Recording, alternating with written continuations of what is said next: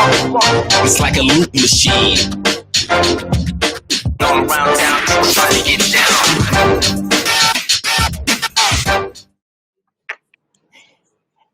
Good afternoon, good morning, good evening, wherever you are in the world. Welcome to Soho Media Club, Episode 2, Season 4. My name is Mookie Colhan. I'm an executive cross-platform producer and creative technologist, and I am your resident host here at Soho Media Club. We're very, very excited about this episode because not only do we have a truly international panel, we are live on LinkedIn, Facebook, and YouTube.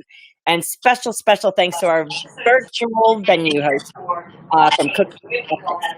So we know that you guys that are the diehard regulars at Soho Media Club know that we meet every last Wednesday of the month. And we have a great discussion about diversity, inclusion, equality, things that are happening in our industry from production, post-production, and everything in between. But we thought we'd give you newbies a little bit of a taste. So here is a small clip to show you a little bit more about Soho Media Club. You don't want to create a women's only club or a young person's club. We wanted a club for everybody to come together, regardless of your gender, your seniority, what background you come from. You know, you can get those inspiring moments from anywhere and anyone. And that's really what we want you to do, is to talk to each other and really talk about ideas and maybe take those ideas forwards. Who knows where it will take you in your career. Wherever you are, you get the voice. You can speak what you want to say. If you get some solution and you want to learn something different, you are more than welcome. And this is the forum where you can do so. Actually, there's so much value in understanding what other parts of that whole production chain does and what the challenges are for each of those different parts of the value chain. So we wanted to be able to bring people together to talk about those challenges and hopefully turn them into positive outcomes.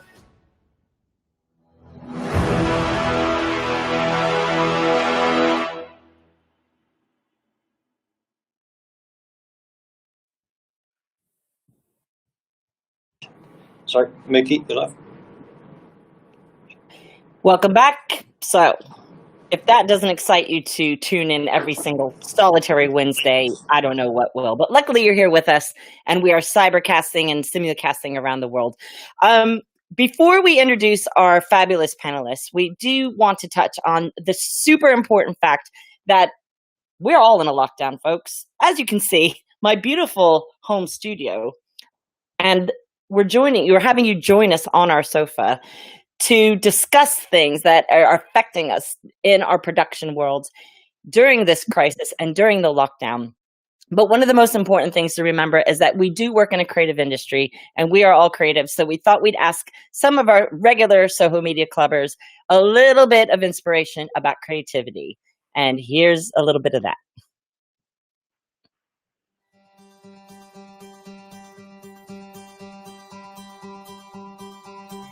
I think now more than ever, it's a good opportunity for us to be open and honest with each other. Knowledge sharing, skill sharing, I think that's going to be a big thing right now.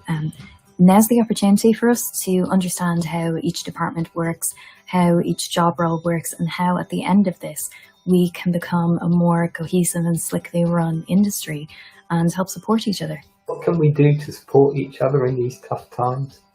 I think the main thing is to look for the positive aspects. Life for many of us seems to have slowed down. We have more time to think and appreciate the meaning and value of a truly free society. But we are lucky to live in an age of wonderful technology. Video calls and various meeting apps can help us all to share our stories and help each other through these tough times.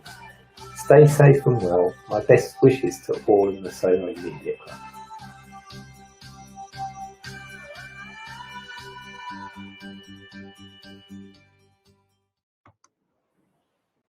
Well, if that doesn't make you jump out of bed and do a couple Hail Mary hallelujahs, I don't know what will. So, back to the show. I don't know where that came from. We're improvising. We're live. That's okay. I want to get to our fabulous panel today. We've got Cara, the MD of 50/50 Post-Production, based in the United Kingdom. Give us a wave, Cara. We'll be online. Vijay Venkataramanan, who is in Mumbai, India, our furthest destination so far. He's Director of Post-Production of Netflix India. Renard Jenkins, Vice President of Content Transmission in WarnerMedia, all the way from the US of Hey. And Cara Duffy, European Sales Director of Cooke Optics. we're going to go straight to our first guest, Cara Kotschy, 50/50 Productions. Say hello, Cara, if you don't mind introducing yourself. Tell us a little bit about what you do and what you have been up to in production lockdown. Well, hi, Mookie. Hello, everyone. I'm Cara. I'm MD of 50/50 Post. We are a boutique post-production facility based in Soho in London, where we've been for 17 years. I've been MD for 10 years. We make long-form programming, scripted and non-scripted, in HD, UHD, SDR, HDR, 5.1, stereo, Atmos. We work with global production companies, broadcasters, and SVODs.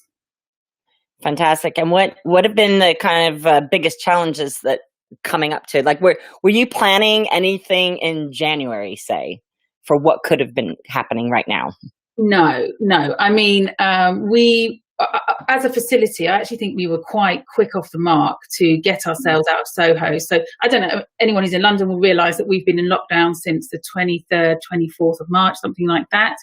We managed to get our facility, all staff and clients and productions, working remotely by the 20th of March. But I mean, it's been such a fast-moving beast the entire time. I mean, at the beginning of the week, the 20th was a Friday, so on the Monday of that week, we were sort of had plans in place to have social distancing at work, and we'd already worked out what we would do in the event that we all had to leave, and we were giving clients that option. And the very next day, the Prime Minister made an announcement, and every client came to us and said we need to be out. And so the hardest challenge was probably moving our entire facility to work remotely in 3 or 4 days was an interesting one. But like creatives and tech people, what we love is a challenge. And if you have a kind of challenge put on your plate, it was really exhilarating. And we knew we've got some really great technical brains at 50/50. We had absolute faith in our workflows and how we would get that done. And so, it was just a very hard and long slog to get it done. And we did. And everyone was out safely and working really well. I guess the challenge after that is then trying to get, everything in our facility, everything has been built to handle and generate and move, professional broadcast media, which can be very, very large. And it has to go from port to port, depending on what it is you're doing. Are you offline editing or audio mixing or onlining or grading, whatever it might be. And so obviously to try and move that from a professional environment into very much a residential environment where that's been set up to watch Netflix, not make content to go, on the channels. So that's the sort of challenge. But I definitely say that sort of probably quite overused phrase of we're all in it together has really kind of sort of rung true between us and the people that we're working with, our clients and our staff, where we all want to work together to get this done. And it's been slower at times, and yes, there's been some bumps in the road, but we have come together to make it work, and it's working really well. So I'm quite pleased about that. Yeah. And did you already have a lot of your team working remotely anyway? So many PDEs work from home anyway.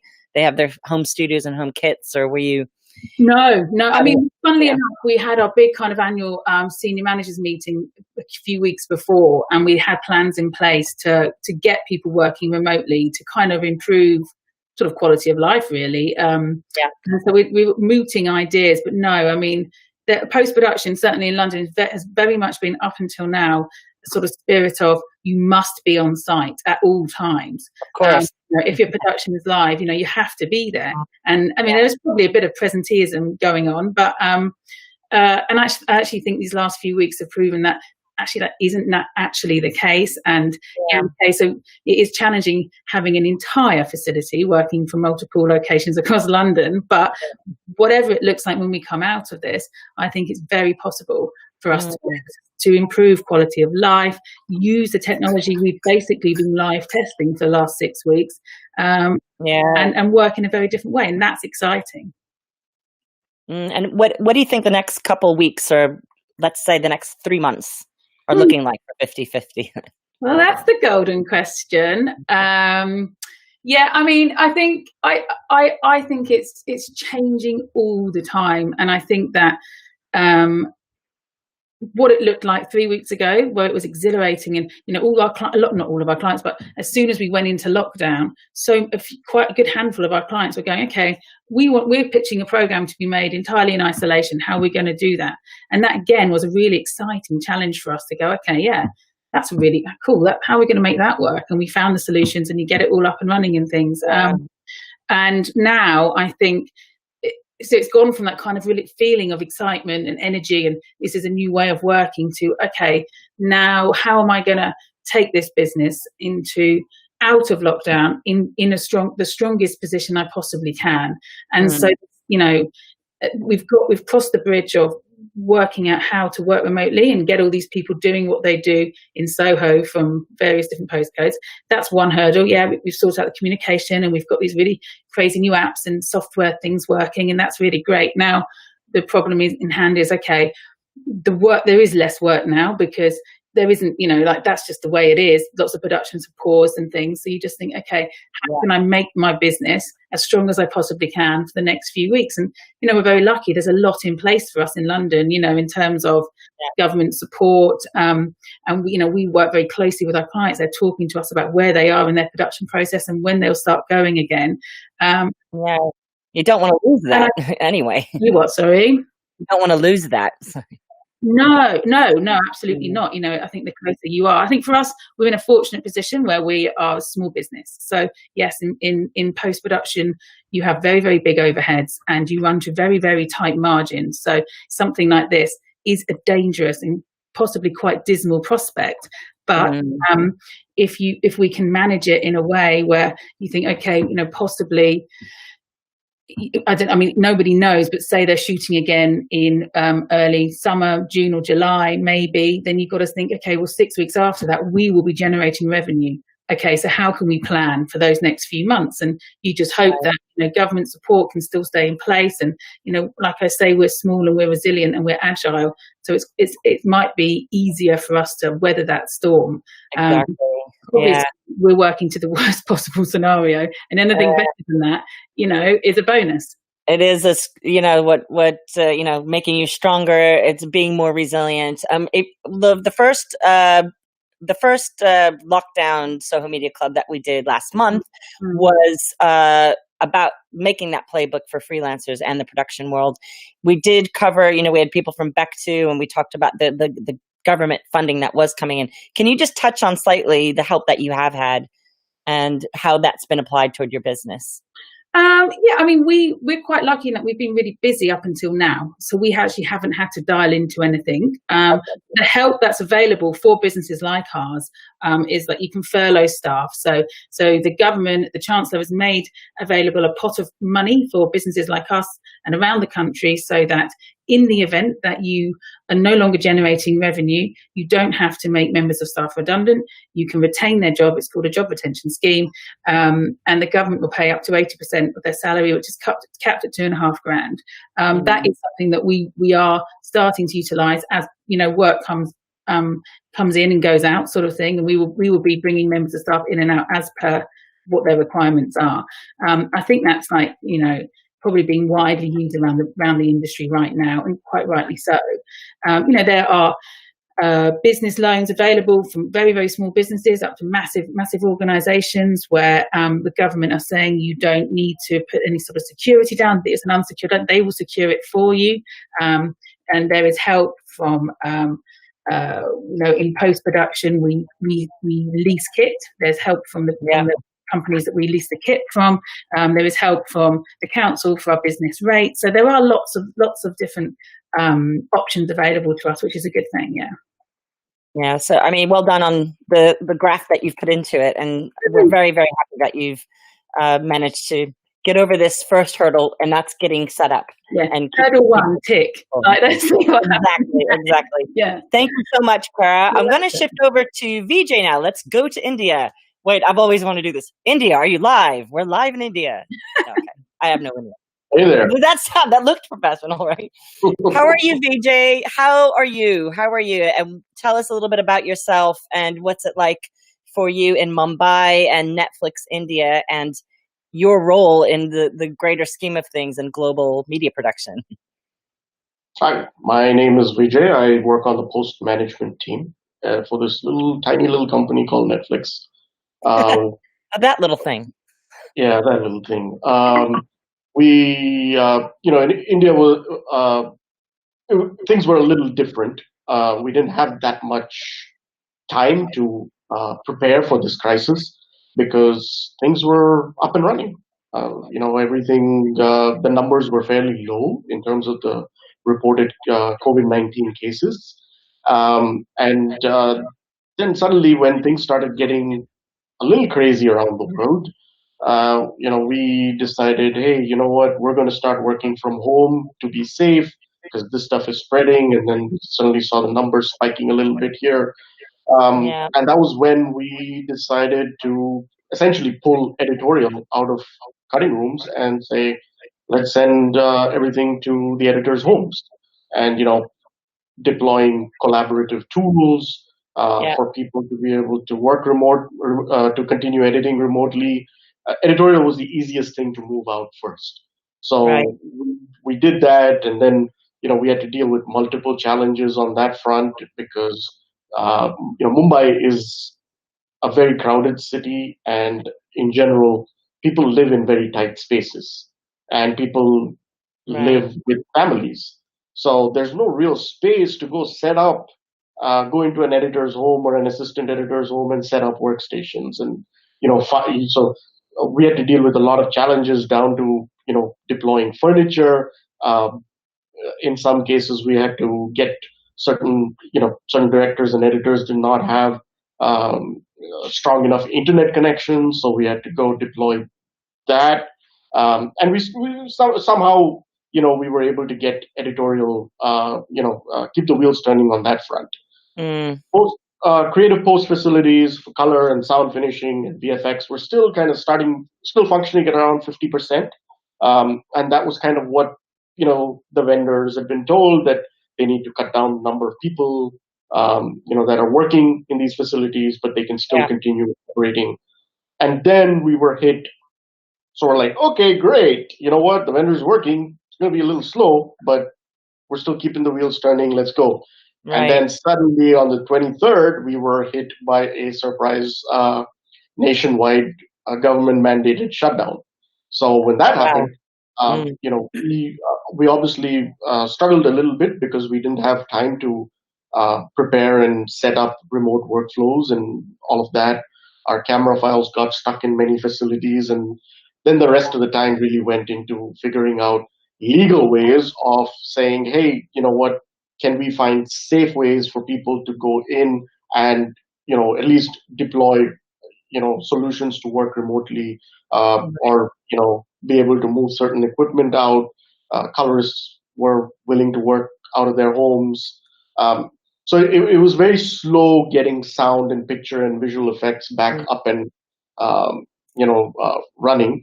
But I think we're in a fairly decent place now. Productivity is obviously considerably lower than it would be if people were Yeah. working at the facilities. But I think I can say that whatever shows and films that we had shot, post is up and running. Great. I mean, and you must be talking about a good handful of staff. It's not just 3 people. I suppose you do have an advantage of, maybe that is the advantage of a global brand, to have a little bit of extra infrastructure to help you in those times. So I wanted to ask you a couple more questions, but I'm going to save it to the group chat if that's okay, Vijay. Sure. Thank you so much for that insight into what's happening in India and what's happening at Netflix. So we're really grateful to have you on the show today. And we're going to move continents now to my homeland in the US of A. Renard, did I say it right with the French? But Renard Jenkins. So Renard, welcome to Soho Media Club. And we'd love to hear a little bit more about your new role at WarnerMedia, and how has it been since you started, and what is happening now within the crisis? Yeah, it's been a crazy start. I joined WarnerMedia about 2 months ago, right as the crisis was beginning to really start to get ramped up.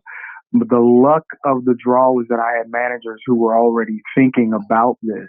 And so I walked into a situation where I was handed a big assignment right off the bat, which was how do you migrate a team that's primarily, internally based and has always been internally based without remote capability? How do you move them out of the building? And when I say the luck of the draw, it really came down to just the collaborative spirit of everybody at WarnerMedia. But I have to give a shout out to my team. My 4 managers were really ready for this challenge.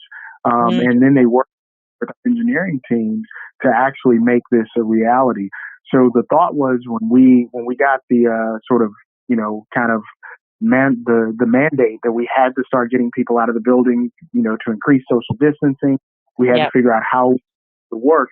My 4 managers, they just jumped right in. They started coming up with all kinds of models that we could do. But the hard part was that we're in a hybrid state with SDI as well as IT options in front of us. But primarily we're dealing with content transmission. And as you know, that's bringing signals in and getting them back out. That's dealing with satellite primarily, with that being enhanced with IP solutions and so forth. But the team turned this around, and the thought was that it would take us a long time to get this done. And the managers came to me with a plan within 3 days that they figured, hey, this is how we can get people out of the building and have a reduced staff.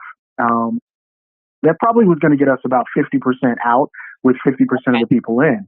By the end of 2 weeks, we had 99% of the people out of the building, and we had the capabilities and the remote functionality that we never would have dreamed of. And that's really credited to that engineering team that basically we put our order in and said, hey, this is what we need in order for us to be able to work remotely. And, it was a bunch of butts and elbows underneath racks and everything else. And people just really worked extremely hard through about a 14-day stretch where people were not taking time off. They were working hard to get this to happen. Within 2 weeks, the entire newsroom for CNN had been migrated out and gone to remote capability.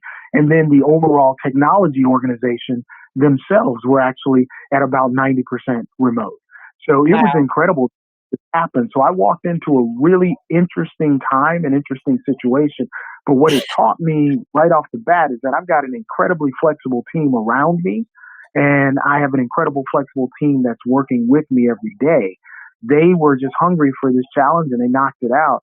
So that for me is one of those silver linings out of this, is it gave me an opportunity to see how my team reacts to a crisis, which then begins to help me to kind of formulate what I think the vision needs to be for them going forward.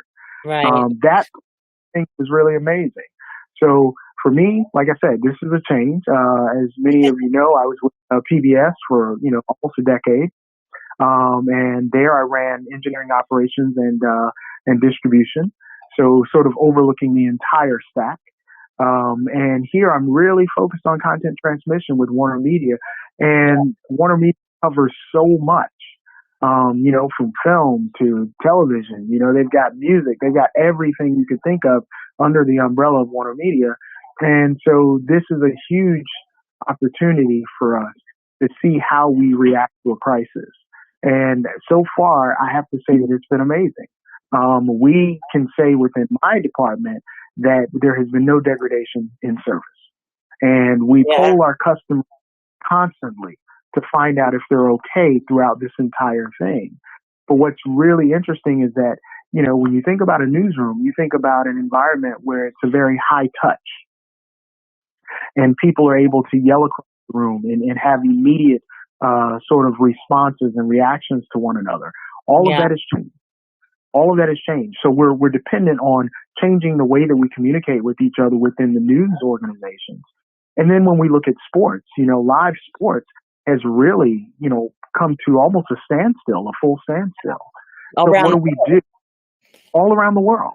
Yeah. So but what I have to say is that, we're coming up with different ways to actually get that type of content out to people. We're coming up with different ways to explore things, and coming up with different ways to have that content delivered so that we can maintain our ability to educate and to entertain and to, make sure that people are informed around the world.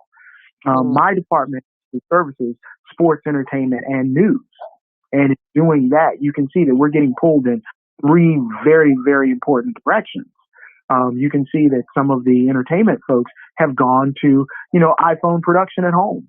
But one of the things that I can say for the CNN side of things under WarnerMedia was that they had already prepared and had anchors set up at home with home studios. Right. So now shifted that, and we're dependent more on IP delivery of those signals. But you've got an isolated anchor who can actually do their job from the comfort of their home and the safety of their home during this entire pandemic. Right. They have awesome setups to be able to do that, and that once again goes back to an engineering team that was really thinking forward. And a technology group really looking at how do we do something in the event that we can't do what we do on a normal basis. So that migration, like I said, it took about 14 days, but once people were out the door and things were working well. Well, what a migration it was. I mean, talk about being thrown in the deep end of a brand new job. You don't even get a chance to be new boy and find out the best places to go hang out after work. I suppose that will come soon. I mean, I take my hat off to you. It's a bold thing to do to start a new job anywhere, anyway, no matter what you do for a living. But to be able to help with that transition at such an important time. And again, like Netflix, it's another gigantic global company that has so many staff to look after and so many productions to look after. So nice one, Renard. We're going to come back to you shortly after we do the group chat. And I'm going to swiftly, last but not least, move over to our final panelist solo chat with you, Carey Duffy, European Sales Director of Cooke Optics, and of course our virtual venue host for this Soho Media Club. Hi, Carey. How are you? And tell us a little bit about what you do. How do you do, everybody? Well, I'm Director of Sales for Europe for Cooke Optics. If anyone doesn't know Cooke Optics, though Cooke Optics is only just over 20 years old, the Cooke brand of motion picture lenses or photographic lenses. We originally started in 1893 with photographic lenses, and we're the oldest supplier of motion picture lenses in the world. So we go back to silent days. We go back to Eastman Kodak. We go back to RKO. We've seen them all come. We've seen them all go. And we're still standing, and that's really our plan at the moment, is to continue standing and continue delivering our product into the future. But saying that, remote working, you don't take a factory that deals in microns, which are thousandths of inches when they're building precision optics and glass, that every time you touch it, you could damage it, and it has to be passed through a factory and say, hey guys, you're going home to work. Doesn't happen. We work in clean environment. Everybody's suited up, shoes, clean suits, beards, hats, filtered air. So we had to close the factory. It was as simple as that after our Prime Minister's announcement. And we've been working how to get back to work. And actually we have brought some people back to work, back at the factory. I work from home. So being Director of Sales for Europe means I work from home. My customers are based all in Europe, from Iceland to Kazakhstan. I call it the Eurovision Europe. I don't do the normal European directors. I see. Area. It's a bit larger. I don't do Israel or Australia, who are in Eurovision. But hey, I've got to get a break somewhere. Why not? Why not? And since Eurovision's canceled, I'm sure you and your staff can all put on a nice group call and sing. We do our own Eurovision, exactly. Why not? Wigs ready. Yeah, as you can see, I'll need one. Nice. Earlier today, before we started the show, we were chatting about your Camera Technicians Guild AGM. Yeah, that happened. Can you tell us a little bit about what happened there and what was the dialogue that was going on with the camera? Well, I was just in a sort of AGM meeting of the GBCT, which is the Guild of British Camera Technicians. So they're not necessarily the cinematographers; they're the camera department. They're the freelancers, and the way that this is affecting shooting at the moment. I've been on to customers in Spain today. I've been in France last week I was speaking to customers in France, and for us, it's gauging how each different country is coming out of lockdown. I actually did an interview with a DP shoot a Netflix original series in Mumbai last week. He's actually. Did you see Vijay while you were there? Yeah, well, he can't get out of the country because he can't get his visa to get back in after lockdown to come and carry on shooting. So he has to stay. So, but he's very happy. He's waiting for it all to happen. So we have customers all around the world. But the interesting thing is everybody. Yeah, we're going to remote. You can't remote a camera crew, and camera crews have to pick things up. Locations are not lockdowns, they're fluid. Camera crews will be having to go into fluid situations. They're going to be having new health and safety. They're going to be dealing with things that they're not remote. And obviously the big streamers, the big studios, they're only going to be interested in the actors, because if the actor gets it, we'll have the old Harrison Ford problem at Pinewood when he broke his ankle and everything went stum for a bit and they couldn't shoot. And if somebody gets ill and you shot the end scene and you haven't shot the front scene, so the crews are a bit concerned because they're considering that they're being looked at as expandables. And but there'll come a point that they won't be expandable because you won't have someone who knows what they're doing with that equipment if you haven't looked after them properly. So That was sort of part of the gist of the conversation. And it's interesting, and that goes back to the rental houses. They can silo themselves in their rental houses and shoot product, silo yourself in your post house. But when they're out there shooting, it's a completely different environment. And travel. How does travel affect that? New Zealand's opened up. Australia was siloing. The Swedes have said they'll be shooting, but they've got very lax rules. Like I said, shooting starts next week in Spain. In fact, you can shoot in this country right now, but you won't get a permit from the police to shoot on the streets, and no one wants to let you in to have a location, and you can't get any actors in. So it's a bit of a chicken and egg at the moment with shooting and not. So lots of interesting things for people to consider how we are going to actually produce content going forward. Now, that was that meeting was about. Yeah. Just listening to.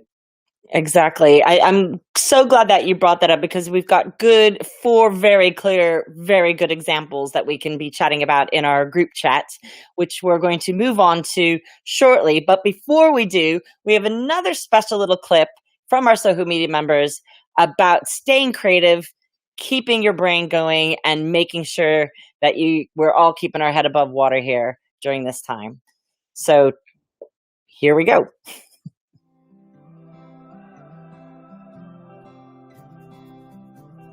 Hey guys, first of all, thanks to the Soho Media Club for doing this. I think it's quite amazing an idea to just exchange amongst creators as our industry sees a new challenge, I would say.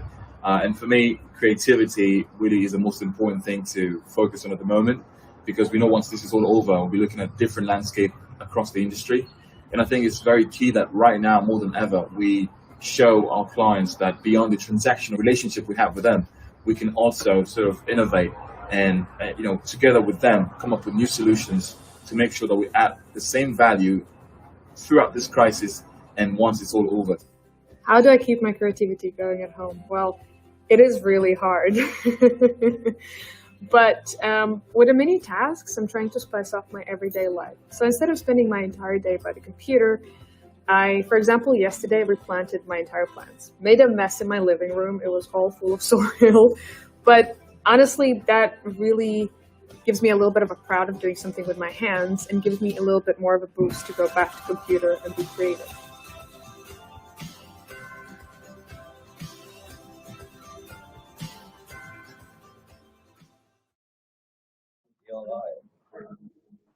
Thank you to everyone that keeps coming to Soho Media Club and keeps tapping into our webcasts and podcasts and everything else in between.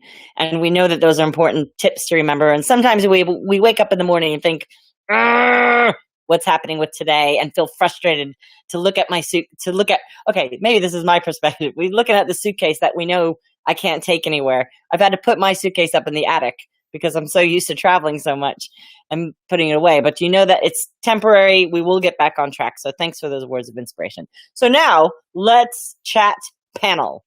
How's that? The first thing that we wanted to talk about, just keeping everything in mind that we've been discussing on a one-to-one basis here, I wanted to go back to India, to Vijay, to kick off with the perspective of what is the sentiment within the TV and film industry within India from the country's perspective? I think a lot of uncertainty right now, especially around production. When will we be able to resume? One is, okay, when can we legally resume production? And then the second part of it is it safe? The other thing that we have to contend with in India, especially in Mumbai, where a lot of the we have multiple entertainment industries in India, several of them in the south, and then we have a sizable industry in the northeast and in West Bengal, as well as obviously Mumbai being the biggest. Problem in Mumbai is going to be that from June the monsoons are going to start hitting. So right now everybody's like, okay, when can we get back out there and start shooting again? But then how terrible is that going to be during the monsoons? And is it really going to be possible for all productions to be able to move indoors or move to other parts of the country? Or will travel restrictions ease where people can go shoot overseas? A lot of uncertainty. So that's not really, it's challenging us from being able to forecast and say, if this happens, this is what we're going to do. The other thing running on everybody's mind is there going to be a second wave? Yes. Because we're starting to see a second wave of COVID. I mean, I hope no, but yeah, and we sincerely hope not. But we're starting to see that happen in some countries, and will that happen here? So a lot of uncertainty around that. Everybody wants answers.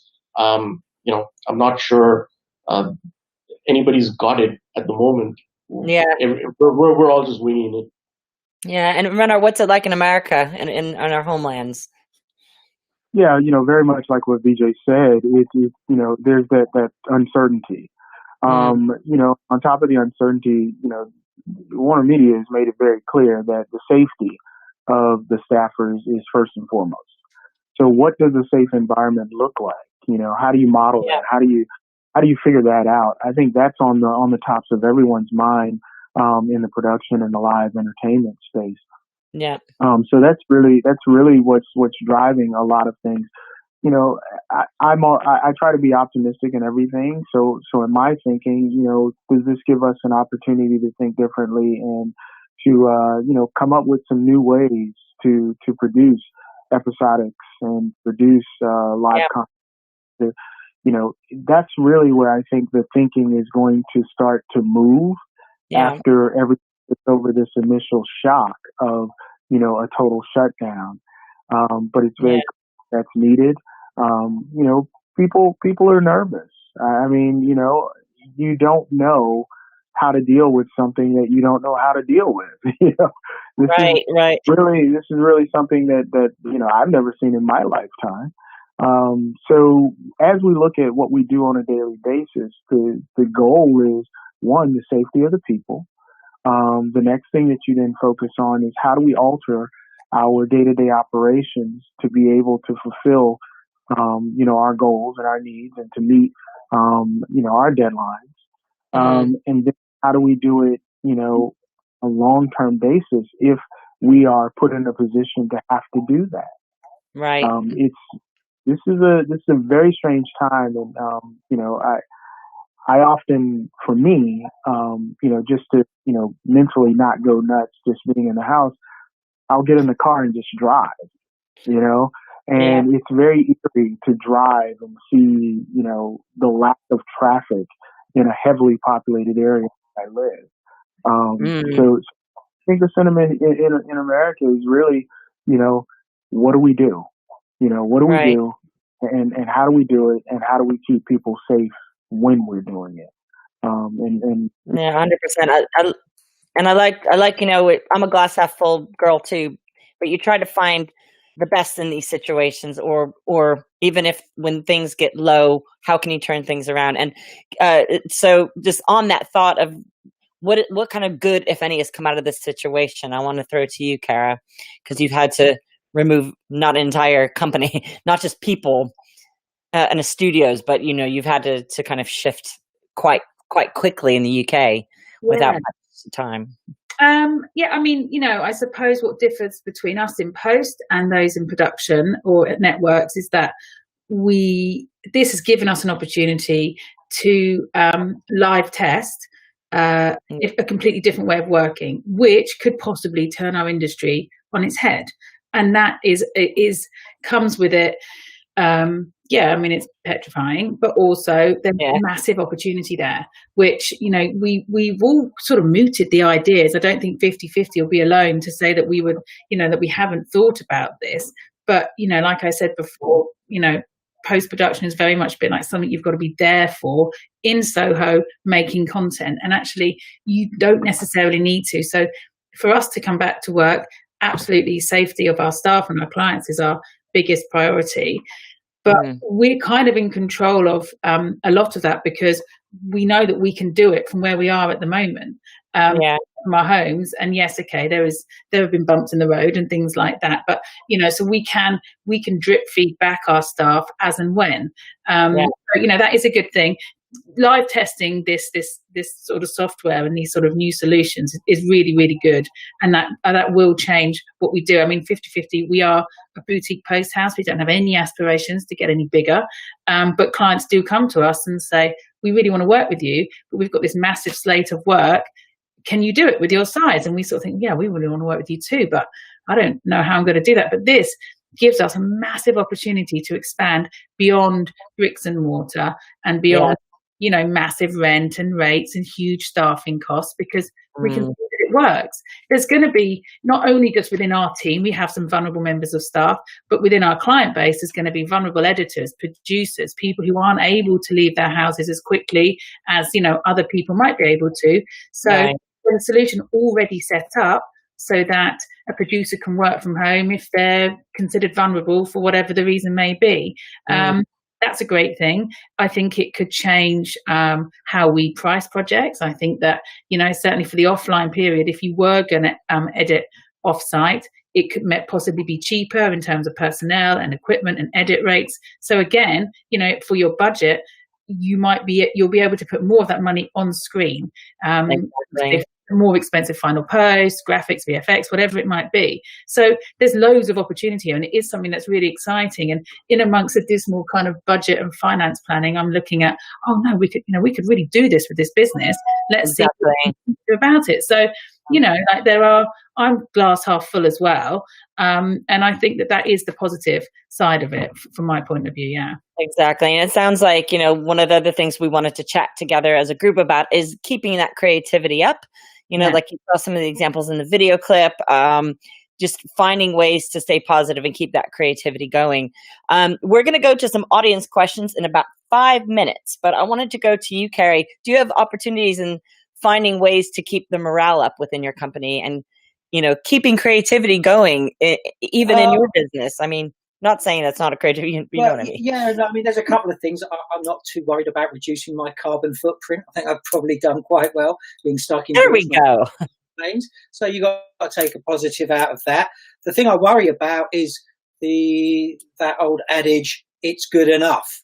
And if things become, we got to get them out, it's good enough. That doesn't rest easy with me necessarily, because that's not being necessarily pushing creativity. It's just making good enough. And for us, for the optics we produce, we try and reach a zenith on that one. But a little thing I've been doing actually myself to keep up some creativity of my customers is, and this is a little plug, I was very lucky to get a camera out of Panasonic. A mirrorless stills camera that actually full frame that also captures full frame anamorphic Anamorphic's very vogue, obviously. Right. And once the lockdown came, I took 4 lenses out the factory. And considering I've only delivered about 6 sets of these lenses to customers in Europe, I think we might be up to 20-something lenses globally with these. I brought them home to myself with the camera, and I've been sending them out to a BSc cinematographer every week ever since, so that they can have a play, so that when they do go back to work, they'll go, I got those new lenses, I want to use them. And I think, yes. Exactly. Just keep them happy and keep creativity, give them something to do as well. That's my job. My job is getting stuff out there, let people be creative, see what they can do with it. And if it get some cogs turning for their next project, great. Fantastic. I mean, that's brilliant. That's so, like, you know, the innovation is thriving in this kind of not downtime, but it's more busier than ever before in some ways. You know, isn't it as if our audience and all of us have not had enough screen time? Here we are, we've dedicated an hour to chatting about this stuff. So. Well, all of these audiences, for me, all of my end customers, cinematographers who use our products, they're all sitting at home on their hands. So in our industry, there's been a lot of interesting tutorials through the guilds across the world, so that younger students can learn from them. So that's been helpful and useful to them. Fantastic. That's amazing. I'm so excited that you said that, because there's what better way to kind of keep your customers happy than give them some good prototypes and some demos and keep them interested in creating, because then they'll think of the better things to do that. So one last question as a group before we kind of throw to Jessica in our question moderation. You're not in a booth, you're at home. Let's just face it. It's looking good at the social media club behind you. Just about keeping, like, collectively, I want to go back to India and Vijay about collectively as an industry, just kind of like one by one here, about how we can keep thriving and surviving as an industry. I think the first step is watch out for each other. Understand that things are tough across the board. Things are tough for everybody. Yeah. And I especially want to talk about the post-production industry, because, as Cara said earlier, post has massive overheads and works under very tight margins. As a producer, as a studio, don't negotiate. Pay fairly. Pay on time. That's what's going to keep people going. We love you, Vijay. Vijay, you can come again. It's as simple as that. Don't ask for a COVID discount. We know everybody's suffering. So make sure that you're paying people on time, paying people fairly. Also understand that as a studio, as a production house, everybody wants priority. Everybody wants their projects to be finished once we're back in business. And even right now, while we are in business, understand that the industry collectively cannot thrive if you're the only one able to churn out content. The entire industry has to be able to work and function and make their movies and shows. So be a little cognizant of that and don't pressurize vendors into constantly prioritizing your shows and your films and all of that. Pay more attention to planning, and I think there's room for the entire community to coexist and thrive. Right. Does anyone want to chime in one last sentence before we throw to our audience questions and Jessica? I'd just like to add to that with the meeting I was in today. In fact, some of the assistant directors and some of the leading camera technicians in the call had said, with conversations they'd had with producers, that COVID discount type of scenario hadn't raised its head. So I think you make a really valid point, Vijay. We're in a business. We've all got to hold each other up and help each other out to get back to what we do. And it's not going to be easy. Everybody's fragile. It's not going to be easy, but it's not going to work if we start undercutting each other, because we're not going to produce any content anybody wants to see. Yeah, it's absolutely true. I think everyone's got to come together and support each other. Before we move on, I have one more thing. I really think that it's important for us to also share best practices. And, generally the production environment in this industry is very small, to be honest. It's more like a club. And we often talk with each other about what we're doing and how we're doing it without sharing trade secrets. But I think it's very important that as we come up with new ways to do things and new ways for production to actually manifest itself, I think that it's important for us to share those best practices that we're coming up with each other. Yes. And if we do that, we can continue to thrive as an industry. Exactly. And we've those kind of open source thought continuums and the consortiums that are popping up, it is so important that I think the world's embracing each other with open arms and holding each other up. And we do have from the last Soho Media Club episode, we've attempted to start to create like an open source playbook for freelancers and our production world. So we can all add to that and keep adding to that and keep sharing it and send out around the world and back. So speaking of around the world and back, we do have questions coming in from our audiences around LinkedIn, on Cooke Optics Facebook page. Thank you very much again, Carey, and also on YouTube. Jessica, co-founder of Soho Media Club. Is there anything popping up that you can share with us? You're on mute, though.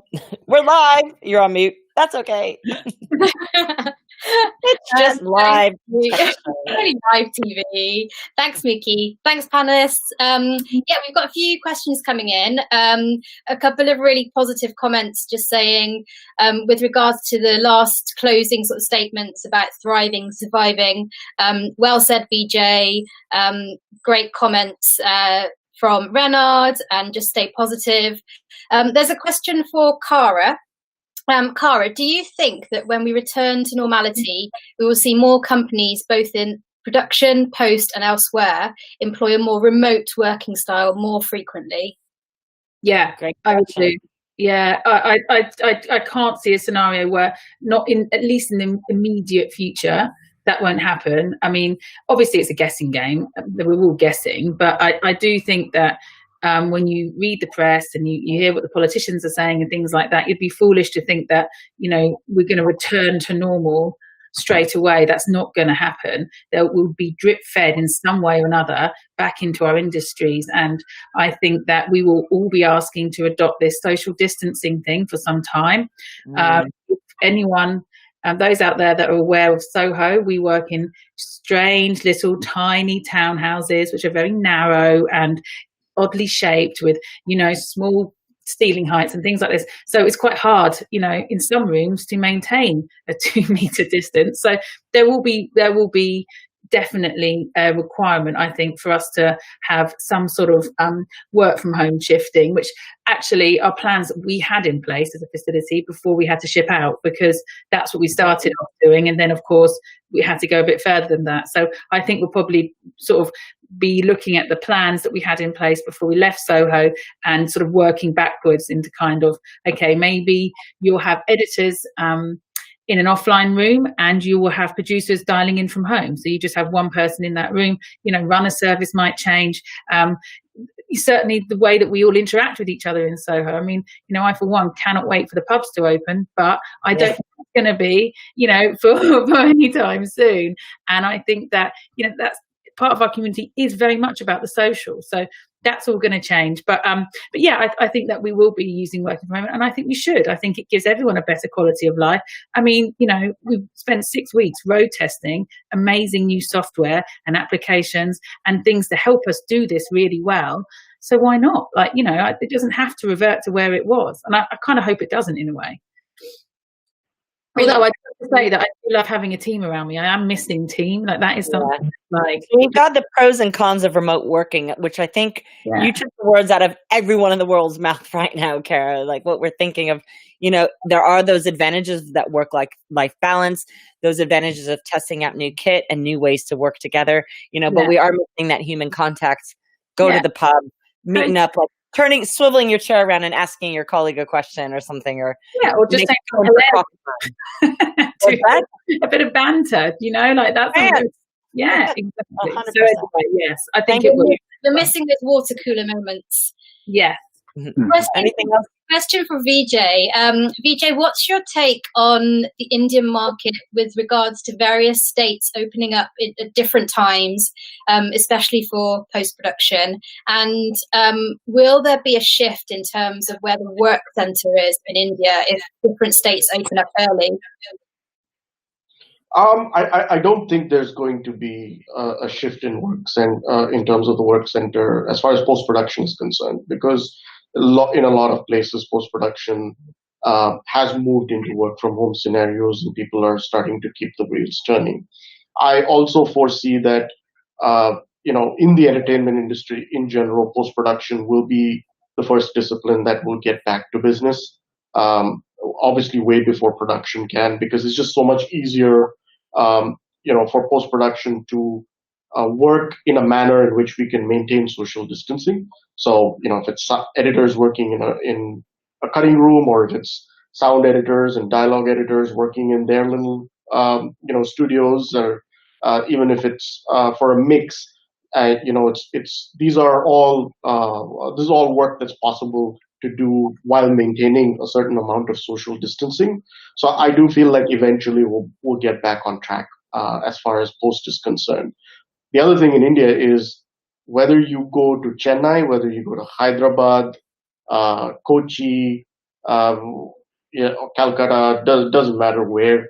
All the industries are very sizable, and all the post facilities in these respective cities and states will already have their hands full. So I don't necessarily see, there are going to be projects that are shifting from here to there and so on, depending on who's available first. But eventually that's going to even out. Perfect. And I think we have time for one last question, Jessica, before we go to the last VT. Has the panel found that you're using any of the same collaboration tools that you did before lockdown, or are you experimenting with some new ones? Are there some collaborative resources or tools out there that have been particularly useful during the current pandemic? In what? Yeah. So that's to Renard? Yeah, I think on the WarnerMedia side, we definitely started experimenting with some things that we were sort of looking at prior to all of this. But the harmonic boss system and the ability for us to be able to stream VIPs out to, to our producers and to our directors and so forth to be able to do remote productions, that has been a huge, huge help to us. And then on the flip side, Slack and Zoom and WebEx and all of these other things that we had been using, sort of primarily to do, instant messaging or chatting or a meeting here and there. Those things have become a part of our daily life. You talked about the fact that there are individuals who you feel a loss with the whole team aspect. Well, I can tell you, making sure that you're communicating with your team on a daily basis, making sure you have check-ins with them throughout the day, that's actually very helpful for me because I'm still getting to know my new team. So we're spending a lot of time just talking. And I think those tools are helping us to be able to really look at what does this look like when we sort of get back to some sense of normalcy. And I agree with Carey and Vijay and the rest of the panel that things are going to look very different in the future. It's going to be a different way for us to work. And, you hear people say the new normal. Well, we may be living in what the new normal is with some alterations that will help us a little bit along the way in the future. That's such great insights, and we're so appreciated again to have everybody here. Thank you, Jessica, for fielding those questions. Thank you to everyone around the world who's tuned in on our Soho Media Club LinkedIn page and our new YouTube channel, which is work in progress, but here we are. Aren't we all a work in progress, folks? And so that kind of wraps up our episode 2, season 4. Yeah, that's right. Okay, that was our season 4 of Soho Media Club. My name is Mookie Cullen. I've been your resident host, and we want to thank all of our guests today: Cara Kotschy, Duffy, Cara Kotschy, Renard Jenkins, and Vijay Venkataramanan. I know I said that wrong. We'll just go for Vijay. How's that? Something like that. That's all right. And you forgive me. That's cool. Totally. Perfect. And we also want to thank all of our partners, including Cooke, Graft, Spread, and Fingers in Pies. Remember, you can also find us on social media at Soho Media Club, one on Twitter and at Soho Media Club, and also on LinkedIn and sohomediaclub.com for lots of news and all of the information that you need with our open book playbook. And we encourage everybody just to keep talking to each other, keep holding each other up, keep tapping in. Do the remote pub thing. That's okay too. Normally after our Soho Media Clubs, we all get together for a drink. So let's raise our virtual glasses now. Thank you so much. And before we say goodbye, we have one last clip to show you some of our Soho Media Club members that have stayed positive. Thank you very much, and we'll see you next month.